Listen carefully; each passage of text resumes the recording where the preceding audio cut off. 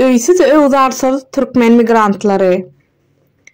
Türkiýede tutsak edilen migrantlar üçin 30 deportasiýa merkezi bar.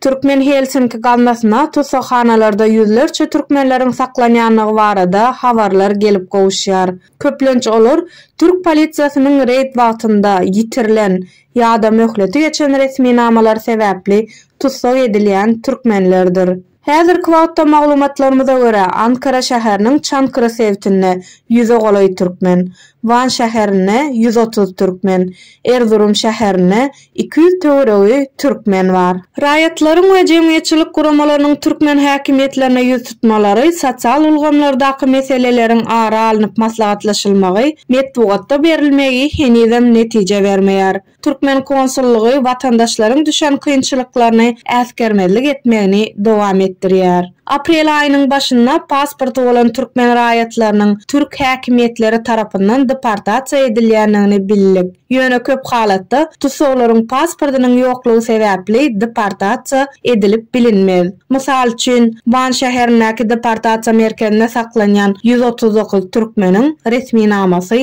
ýok. Olaryň raýatlygy türkmen konsullugy tarapyndan tasdiklanmalydyr. Olar 4-6 aý bäri konsullugyň jogabyna garaşýarlar. Türk häkimetleri bu meselanyň çözülmegini çaltlaşdyrmaga synanýarlar. Bir içerki adamyň sözlerine görä, 2022-nji ýylyň noýabr aýynda Tuzla şäherindäki deportasiýa merkezinden 23 türkmen jandarma awtobusyna Stambullaky Türkmenistan konsullugyna äkidilipdir. Awtobus konsullugyň daşynda saklandy we jandarma resmi namalar gaýtadan işlemek üçin deportasiýa edilmeli atlaryň sanawyny konsulluk işgärine berdi. Şeýle de bolsa ahyrynda diňe bir türkmeniň pasporty täzelendi. Pasporty bolmadyk galanlara konsulluk işgärleri tarapyndan hiç ýyly resmi nama berilmedi. Şondan soň jandarma tutsak edilenleri Ankara Çankırı deport merkezine äkitdi. Türkmen Helsinki galnasynyň tarapyndan alynan maglumatlara görä, tutsak edilenleriň käbiri öz watanyna gaýtarylmagyny soraýarlar. Sebäbi uzak aýlap garaşmana, çaknyşyk we söýüşleri,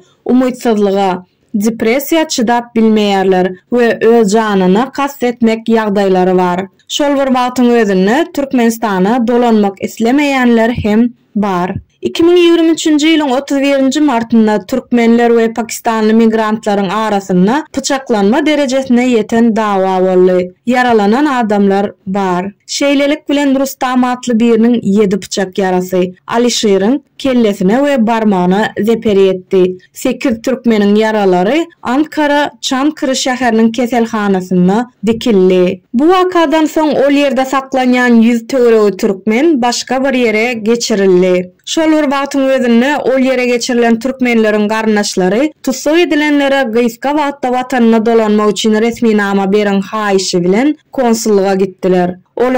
Biz olary bu ýere çağırmadyk. Türkiýanyň ähli gelen bolsalar şeýdip gaýdyp gitsinler diýip jogap berdiler.